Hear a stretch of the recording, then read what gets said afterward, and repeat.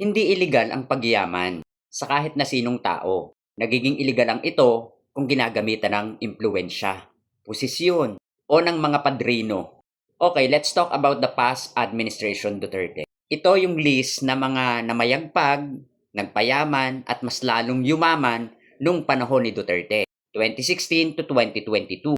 At ngayon nga, yung mga yan ay sangkot sa issue ng korupsyon. Uulitin ko ha, hindi kasalanan ang pagyaman. Nagiging kasalanan lang ito kung gagamitin mo ang iyong posisyon. Ang pagyaman ng tao ay hindi imposible, lalo na kung marangal ang iyong ginagawa. Walang question doon. At walang question kung ikaw ay mayaman na. Pero napaka-imposible naman na nung 2016 to 2022, biglang yaman mo. Ganun ba kalaki ang sweldo o ang sahod ng isang public servant?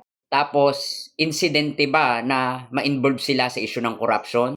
Isang malaking katanungan yan. Ang content na ito ay base sa ibinabalita ha. At meron pang mga politiko na iilan na mas malaki pa yung expenses kesa sa salin. Napaka-imposible naman noon. Malaki pa yung gastos mo sa yaman mo o sa ari-arian mo. 'Di ba napaka-imposible? Hindi naman ganun katanga at kabobo ang tao para hindi pagtakhan yung inyong mga ginagawang katarantaduhan. So ayun, keep safe and God bless.